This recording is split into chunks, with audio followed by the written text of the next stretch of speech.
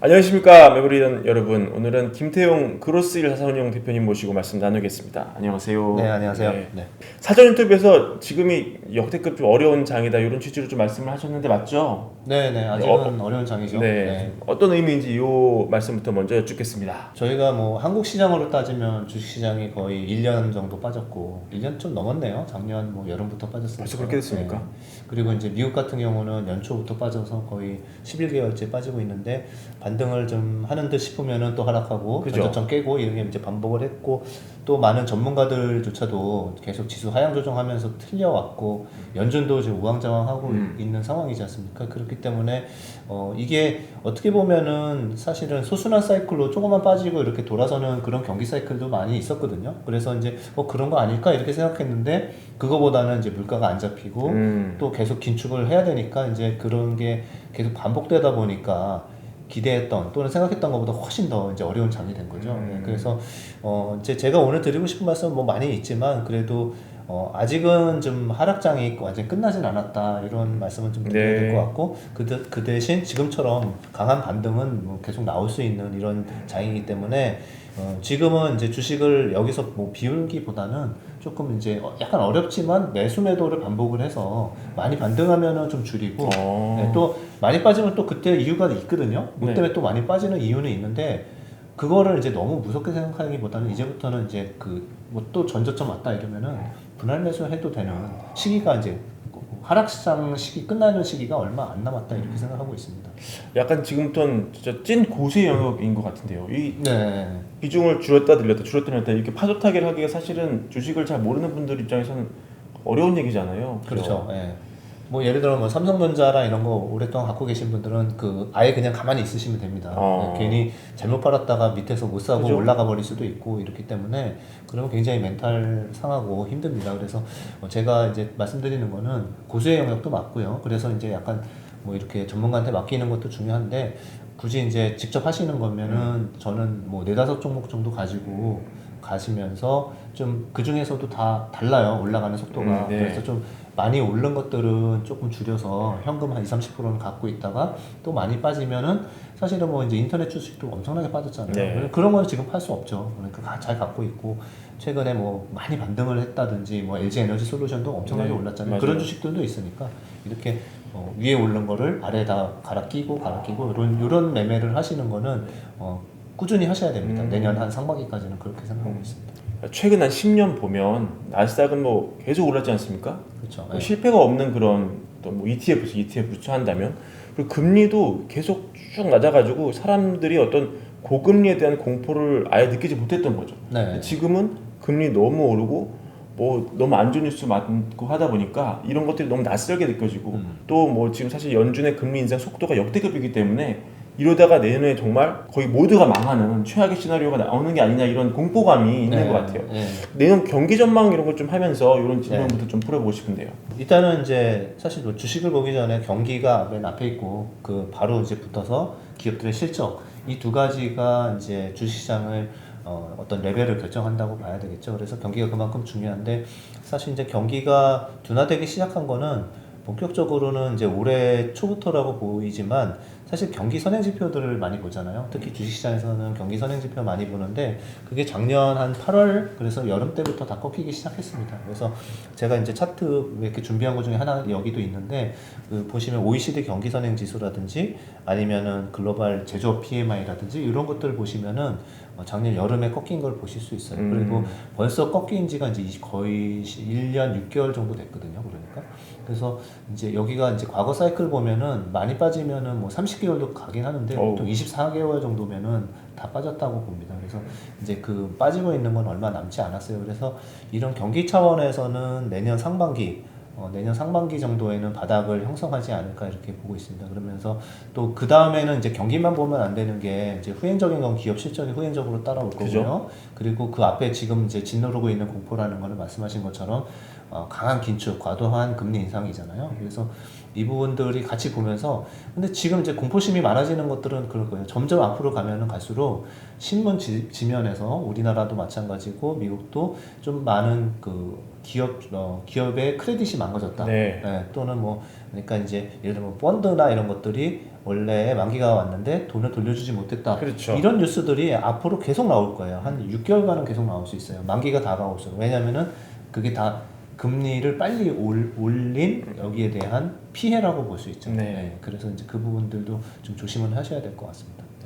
그러면 이 단기로 연내 이 증시에서 벌어질 시나리오를 조금 그 최상의 시나리오와 혹은 이제 최악의 시나리오 이렇게 조금 네. 제안 극단으로 한번 제시해 네, 주시면 네. 어떻게 좀 흘러갈 수 있을까요? 일단 최상의 시나리오를 말씀드리겠습니다. 물가가 이제 8.2였고 그 전에 미국의 물가가 이번에 8.0 정도 보고 있죠. 그런데 이제 그거보다 낮게 나온다.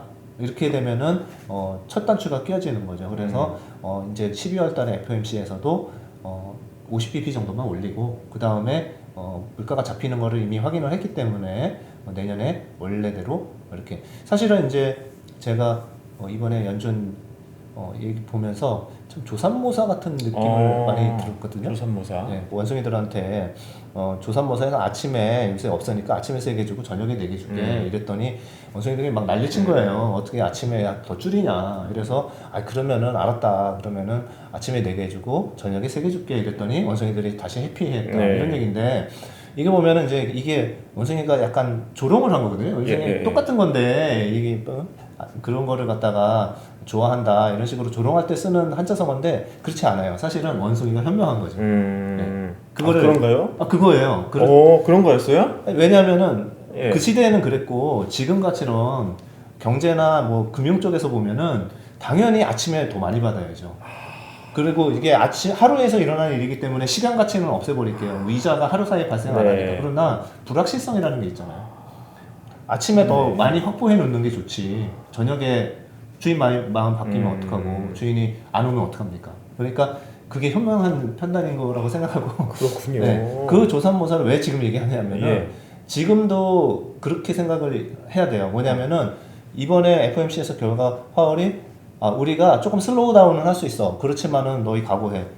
터미널 레이트는 지금보다 높을 수도 있고 끝까지 더 막 우리 3월 너희 받지 아니야. 5월, 6월까지 계속 할 거야. 이런 식으로 줬잖아요. 그 대신 당근을 준 거는 약간 슬로우 다운 할 수 있다라는 걸 준 거거든요. 근데 그거라도 먼저 챙겨야 되는 거예요. 지금 금융시장 입장에서는. 왜냐면은 지금 이제 금리가 급격히 올라서 아까 크레딧 리스크가 대기업 또는 펀드 또는 해외에서 환차익 때문에 발생하는 것들이 생길 수 있잖아요. 그런 게 터지기 전에 한번 잠깐 보자는 겁니다. 그래서 이번에 제가 보기엔 12월 달에는 지금 반반이거든요. 75 다시 올린다 또는 50 올린다. 물가 지금 아직 모르니까. 그죠. 반반인데 제가 보기엔 틀릴 수도 있지만 50을 올릴 것 같아요. 네, 그렇게 세게 안 할 것 같아요. 왜냐면은 그런 말을 해놓고서 그거를 못 지키는 것 또한 굉장한 부담인 겁니다. 네, 자기가 말을 그렇게 했으면은 그렇게 안 지키면은 또 모르는 굉장한 위기가 있구나라는 생각을 하게 될 거예요, 시장에서. 그래서 지금 이 슬로우 다운 자체를 먼저 좋게 생각하는, 저희도 현명한 원숭이 것처럼 금리를 일단 속도 조절 이거를 먼저 테이크 해야 됩니다. 그래서 그렇고 사실 그렇잖아요. 만약에 그때 75 계속 올렸는데 그렇게 되면은 그것 때문에 위기가 와요. 금융 위기가 와요. 그렇게 되면은 그때는 걷잡을 수 없거든요. 이미 올려버렸으니까. 근데 그때 가서 한 번 더 보자는 거죠. 지금 이 정도 올렸을 때 금융시장이 어떻게 반응할지. 네. 이런 거를 배경으로 깔고 다시 말씀드리면은 그래서 최상의 시나리오는 아까 말씀드린 것처럼 물가가 생각보다 그렇게 안 오르고 그리고 슬로우 다운 하기로 했던 것처럼 12월에 50pp만 올리고 그 다음에 보면서 차차 물가가 잡히는 게 제일 좋은 시나리오죠. 동시에 지금 이제 속도 조절론의 사실은 뒷배경에는 금융 리스크도 있었어요. 금융 시스템이 막 흔들리고 있어서 지금 그래서 이제 한 것도 있기 때문에 그것까지 안정이 된다. 이렇게 두 가지를 다 잡으면은 그러면은 주식은 생각보다 훨씬 빠른 반등을 볼 거고 그거는 1분기 중에도 일어날 수 있습니다. 저희 베이스 시나리오는 제가 보고 있는 거는 사실은 이제 2분기 말 정도 늦으면 3분기 정도인데요. 그러면 왜 3분기까지 가냐? 이거는 이제 워스트 시나리오를 다시 그려봐야죠. 그래서 워스트 시나리오를 보면은 과거에도 경기가 이렇게 안 좋을 때는 금리를 올렸는데도 물가가 안 잡힐 때가 많았고 그러면은 더 올려야 했었고 더 올리다 보니까 진짜 하드랜딩이 됐던 거죠. 네, 그래서 경기 침체는 곧 들어갈 건데 그게 살짝 들어가느냐 아니면은 하드랜딩으로 해서 모두가 예를 들면 리만 사태처럼 거의 18개월간의 고생을 해야 되느냐 이런 거죠. 그래서 만약에 이제 저희가 100년의 역사를 봤을 때 대공황 빼고 보면은 그 경기 사이클의 침체기가 가장 길었던 게 2008년이었습니다. 그때는 18개월 정도였고요. 그리고 이제 그거를 지금에 대입을 해보면은 지금도 주가상으로 따지면은 내년 3분기 정도 돼요. 그리고 경기 사이클상으로 2024년 1분기가 되고요. 그런데 이제 경기 침체 중간에 주가가 먼저 반등을 해버리기 때문에 제가 이제 3분기 정도로 말씀드린 겁니다. 그래서 최악의 시나리오는 금융 리스크도 좀 생기고 그 다음에 물가는 빨리 안 잡혀서 계속 금리를 올려야 되는 이쪽 부분입니다. 그래서 어쨌든 간에 내년 1분기에서 3분기 사이에 놓여 있긴 합니다. 만약에 물가가 예상보다 높게 나왔을 때, 근데 얼마 전에 8.1을 예상해서 8.2가 나왔을 때 당일날 선물은 막 망가졌는데 본장 들어가니까 또 막 회복되고 막 그런 랠리도 나왔었거든요. 예.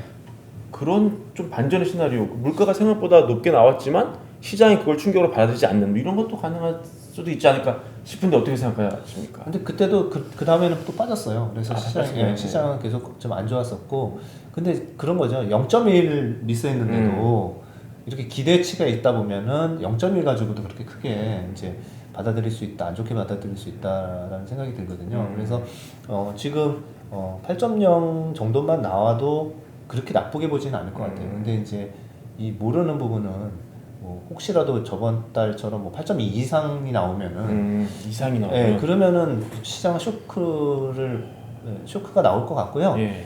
근데 뭐 그렇게 나오면 안 돼요. 왜냐면은 지금 이제 하나 더 리스크가 남아 있는 건 뭐냐면은 지금은 이제 유가도 많이 빠졌다가 다시 반등하기 시작하잖아요. 반등했잖아요. 예. 근데 이제 거기에는 두 가지 이유가 있죠. 하나는 이제 달러가 강세로 가던 게 좀 주춤해진 거, 그 다음에 중국이 리오프닝 하면은 원유 수요가 많다는 거, 또는 지정학적인 리스크가 또 중동에서 조금 생기고 네. 있는 거, 이런 것들이 복합적인 거거든요. 근데 지금 이란의 또 그 나라에서 하는 꼬라지를 보면은 이제 그 히잡 안 썼다고 여자분들 데모하는데 다 잡아가서 또 뭐 이렇게 그런 민주주의에 반하는 그런 사건들이 생기고 국민들 불만이 급증하니까 그거를 또 사우디를 공격하겠다라는 이러한 뭐 뉴스들도 간간히 보여서 이런 것도 리스크인 거예요. 여기서 또 전쟁을 하면은 러시아 우크라이나가 해결이 안 된 상황에서 하나 더 전쟁이 생기면은 유가가 튈 수밖에 그죠. 없어요. 거기다가 중동 화약고인데. 맞아요. 그러니까 이제 그런 거는 우리가 예측할 수는 없는 거죠. 네. 근데 리스크로는 우리가 갖고 있어야 되는 건데 그럴 경우는 물가가 안 잡힐 수밖에 없죠. 다시 유가가 올라가고 다 에너지 가격이 올라가고 겨울인데 이렇게 되면은 물가 잡히는 거는 또 시간이 걸릴 겁니다. 그렇군. 그러면 이 최상 최악 시나리오 우리가 대략적으로 살펴봤는데 이 주식 투자를 직접 하는 사람 입장에서 최상의 시나리오가 나왔을 때는 좀 이런 업종에 돈을 묻으면 좀 도움이 될 것 같다. 혹은 최악의 시나리오가 간다면 정말 이것만은 가지고 있으면 안 된다. 이런 것도 좀 말씀해 주시면 도움이 될 것 같아요. 네, 일단 피할 것부터 먼저 말씀드리면은 지금 금리가 쉽게 떨어지지는 않기 때문에 기업들 중에서 이제 부채 비율이 높은 기업 이런 기업들은 조심하셔야 돼요. 그리고 부채 비율이 높은 기업들은 또 좀 더 자세히 들어가면은 1년 안에 갚아야 될 채무가 많은지 또는 장기 채로 이제 갚고 있는지. 근데 많은 기업들이 이제 1년 안에 갚을 게 많거든요. 근데 이 기업을 이제 걔네들이 이제 다 바로 갚아버리지 않고 항상 차환을 해요. 그렇죠. 네, 항상 그렇게 해서 돌아가잖아요. 그래서 원래 이제 부채가 많은 기업들이 뭐 항공이라든지 뭐 이제 건설이라든지 이렇게 자금 투여가 많은 이런 데들이 그렇게 쓰잖아요. 그래서 그런데 이제 갑자기 차환하는데 금리가 뭐 그 전에 작년에 4%에 빌렸던 게 갑자기 하려고 그랬더니 차환을 안 해주거나 아니면 뭐 8%를 부른다거나 이런 현상이 생길 수 있거든요. 이제 그런 기업들은 조금 고생을 할 수밖에 없고 그 다음에 또 이제 기업들 중에 이미 차입금이 많아서 이 금리가 연동금리로 돼 있잖아요. 그래서 이제 자기가 영업이익 대비 이자 비용이 너무 많은 회사들은 조심하셔야 돼요. 그래서 아마 HTS 이렇게 보거나 네이버 보시면은 거기에 다 나와요. 재무제표 쪽에 재무 비율 그렇죠. 클릭하시고 그 밑에 가시면 이자 보상 배율이 있습니다. 그래서 그게 뭐 5 미만인 회사들은 좀 조심하셔야 되는 거죠. 왜냐면 5라는 거는 이자가 5분의 1 정도 되는 거예요. 자기가 번 거에 5분의 1이 이자로 나가는 거예요. 근데 그것도 괜찮아요. 뭐 괜찮은데 1이나 2인 회사들도 있어요. 아니면 이런 회사들은 진짜 벌어가지고 다 이자 주고 그죠. 끝나는 거죠. 네, 그러니까 이제 적자 갈 수 있으니까 그런 것들은 피해야 된다. 네. 이제 그렇게 좀 말씀을 드릴 수 있고요. 그리고 또 경기 민감주들이 있는데 경기 민감주들은 워낙 많이 빠져 있어가지고 주가상으로는 여기서 팔자고 말씀드리긴 좀 어려울 것 같아요. 그래요? 네. 그리고 이제 중간 정도에 있는 부분들이 뭐냐면은 섹터 중에서 우리가 이제 보면은 제일 많이 빠진 게 회사는 너무 좋고 멀쩡한 국민주들인데 카카오, 네이버 이와 같은 또는 게임주 이런 주식들은 거의 50% 이상 빠졌어요. 고점들이. 그래서 이게 도대체 무슨 일이냐, 이익이 확 줄었나 보면은 이익은 증가는 하고 있어요. 단지 유래 속도가 좀 줄었을 뿐이에요. 그래서 이런 회사들이 그러면 이거 너무한 거 아니냐는 생각할 수 있지만 그런 게 아닌 게 그 전에는 PER 개념으로 뭐 40배, 50배 이렇게 받았기 때문에 그치. 저금리, 제로금리에서는 그렇게 받아도 돼요. 그렇지만은 금리가 이렇게 4% 이상 올라가는 구간에서는 그게 버티지 못하는 밸류에이션이 되는 거죠. 그래서 그 부분이 반영되면서 이렇게 많이 빠졌는데 바꿔서 생각해 보시면은 금리 피봇이 언제냐 이런 것들, 금리가 더 안 오르고 멈추거나 또는 떨어질 때가 언제냐를 모든 방송에서 그것만 찾으려고 하고 있잖아요. 그렇죠, 최근에는. 그렇죠. 네. 왜냐면 그거 하면 주가가 올라간다고 생각하니까. 네, 그게 안 그런 경우도 있었지만 그게 맞고요. 지금 상황은 그게 맞고요. 그 다음에 그랬을 때는 그 60-70% 빠진 기업들이 올라갈 수가 있어요. 주가가. 네. 왜냐면 금리가 이제 떨어지기 시작하면 반대로 작용하겠죠. 그래서 제가 보기에는 만약에 네이버 카카오가 100에서 50이 됐다 이랬을 때 절반은 그 금리 때문에 그렇고요. 네. 절반은 이익 속도가 둔화돼서 있습니다. 그래서 이런 회사들도 이제 우리가 알 수 있잖아요. 그러니까 페드가 이제 내년 6월까지 올린다고 얘기를 했으니까 뭐 3월, 4월 지나가거나 또는 그 전에 경기가 너무 나빠지면은요, 페드도 못 올려요. 그렇게 되면은 이제 그런 기업들도 조금 분할 매수 뭐 이런 식의 이제 준비를 해야 되겠죠. 그래서 이제 그렇고요. 이제 마지막으로 이제 지금 같은 때도 좋은 거는 이미 뭐 여러분 가지고 계실 수도 있는데 장기 성장주들이 좋습니다. 그래서 경기 영향을 많이 안 받고 계속 투자 사이클에 들어가 있는 예를 들면 이제 태양광 중에서 뭐 폴리실리콘 이런 거 말고요. 원재료 말고 미국에 이제 태양광 설치가 계속 늘어나잖아요. 그래서 지금 잠깐 빠지고 있죠. 왜냐면 IRA 법안 공화당 때문에 잠깐 어떻게 되는 거 아니야? 2차 전지도 잠깐 빠지고 있죠. 이런 때가 사실 좋은 기회일 수도 있어요. 이렇게 빠질 때 지금 그리고 낙폭과대주가 반등할 때 이렇게 그동안 잘 지켰던 애들은 좀 빠지면서 그런 것들이 또 지나가면은 또 다시 기업 실적을 보게 되거든요. 근데 기업 실적은 한 2-3년간은 이렇게 우상향으로 이제 튼튼하게 잡혀 있습니다. 왜냐면은 확정된 오더를 가지고 증설을 하고 있는 기업들이기 때문에 그렇습니다. 그래서 그 정도 보고 섹터 얘기가 또 하실지 모르겠는데 마지막으로 반도체도 그냥 연초부터는 거의 원약 반도체는 그냥 완전 거꾸로 보셔야 돼요. 적자가 제일 많을 때 주가가 이제 올라가기 시작합니다. 그러니까 나빠질수록 주가는 이제 반등하기 시작하니까 앞으로 내년 1분기, 2분기까지는 업황이 너무 안 좋습니다. 그렇기 때문에 주가는 이제 반등할 시기 얼마 안 남았다 이렇게 보고 있습니다. 좀 어려운 질문인데 이제 최근 수급만 보면은 2차 전지에서 약간 좀 IT로 좀 돌아서는 그런 느낌이 있는데요. 연말까지 좀 맞출 수는 없죠, 당연히. 맞출 수는 없지만 이런 시나리오가 조금 뭐 한 2달간 좀 유력하다 생각해 주신 거 있을까요? 지금 이제 시장이 반등을 하는데 반등을 할 때 이제 두 가지 요인이었죠. 외국인이 뭐 10월 한 중순부터 아주 적극적으로 사기 시작을 했고, 그리고 지금 4조 넘게 샀는데 한국에서는 다 안 좋다고 그러는데 왜 사지? 이런 생각이 들었을 겁니다. 근데 가만히 보면은 외국인들이 보니까 한국이 우리는 30% 빠졌는지 알았는데 걔네들은 이제 달러 표시로 보니까 40% 이상 빠진 거예요. 그러니까 야, 한국은 40% 이상 빠지면은 사이클이 있는 기업이기 때문에 지금 정도에서 스마트머니들은 매집하다 보면은 1년 뒤에는 거의 높은 확률로 수익이 나더라. 그리고 외국인들 중에 뭐 단타꾼들도 있겠지만 한 뭐 2년 3년 보고 투자하는 뭐 그런 펀드들은 지금이 되게 좋은 기회긴 하죠.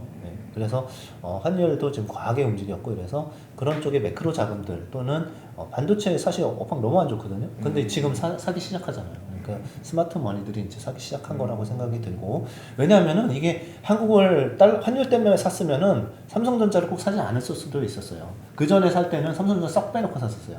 근데 이번에는 집중적으로 샀잖아요. 그죠.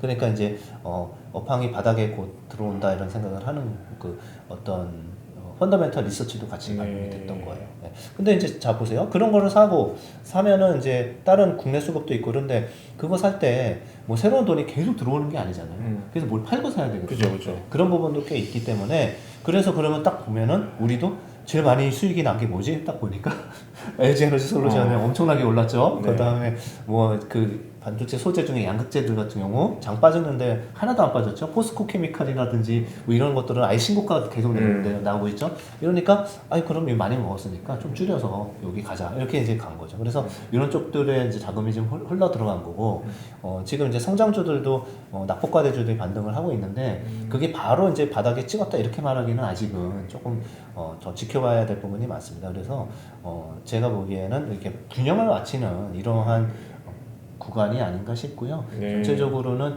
삼성전자도 계속 뻗어나갈 수는 없습니다. 왜냐하면은 이제 과거에도 이런 업종 사이클을 보면은 일단은 감산 뉴스가 나오면서 사실은 반등을 촉발을 했는데 감산만 가지고는 부족하고요. 그 다음에 재고가 지금 되게 많거든요. 그죠. 사실은 이제 뭐 구글, 아마존, 빅테크 애들 또는 애플 또는 지금 스마트폰 안 팔려서 난리인데 애플은 잘 팔리고 나머지 기업들 그런데 걔네들이 반도체를 사갈 이유가 없잖아요. 그렇죠. 그러니까 재고가 자기네한테도 많고요. 반도체 업체한테도 많습니다. 근데 그 많은 재고가 소진이 되는 게 보여져야 돼요. 그게 줄어야 생산을 더 많이 하는 거죠. 그러니까 그 순서가 있기 때문에 그게 이제 내년 1분기 정도 돼야지 이제 재고 축소가 일어날 것 같습니다. 내년 1분기는 돼야지. 네네. 그래서 이제 한 번 더 이렇게 W자처럼 이런 그런 기회를 줄 거라고 생각합니다. 네. 주택 마련 주식 대박 매불이 하나면 오케이입니다. 매불이 구독 누르시면 부자 됩니다. 좋아요 누르시면 더 부자 됩니다.